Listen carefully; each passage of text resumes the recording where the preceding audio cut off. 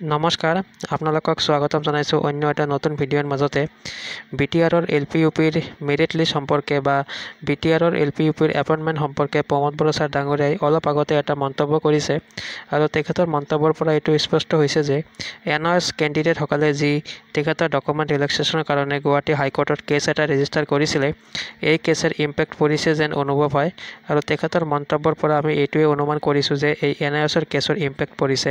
তো আপোনালোকে কি ভাবে যে এই এনআইএছৰ কেছটো বাৰুকৈ ইম্পেক্ট হৈছে নে নাই, তো আপোনালোকে কমেণ্টত কমেণ্ট কৰিব।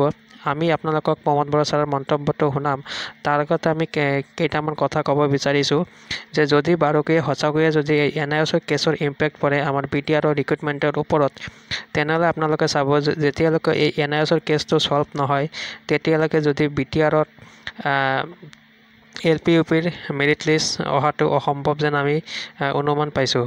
গতিকে এতিয়া যিকোনো সময়তে বিটিআৰৰ ইলেকশ্যনৰ ডেট ঘোষণা হ'ব পাৰে আৰু model code of conduct implement হৈ যাব পাৰে। তো এতিয়া আশা একেবাৰেই কম, যদি প্ৰমোদ বড়ো ছাৰ ডাঙৰীয়াৰ কথা মতে যদি কিছু সঁচা হয় তেনেহ'লে এতিয়া আশা একেবাৰেই কম যে মডেল কোড অফ কণ্ডাক্ট লগাৰ আগতেই মেৰিট লিষ্ট পাব্লিছ কৰা হ'ব।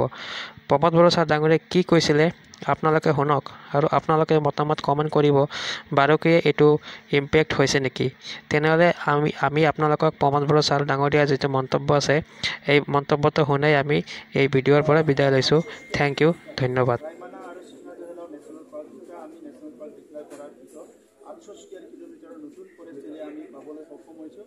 পৰৱৰ্তী সময়ত এইটো পৰ্যটকৰ কাৰণে আৰু লগতে আমাৰ অঞ্চলৰ বায়'ডাইভাৰ্চিটি জলবায়ু যিটো উষ্ণতা এইটো নিয়ন্ত্ৰণ কৰাৰ কাৰণে এই ফৰেষ্টে যথেষ্ট অৰিহণা দিব। আমি এইটো আশা ৰাখিছোঁ কাম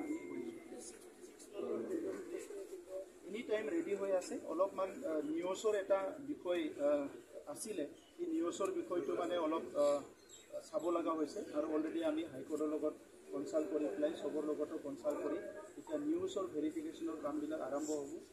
একেলগতে 6 মান্থৰ বাকীবিলাকৰ এপইণ্টমেণ্ট একেলগে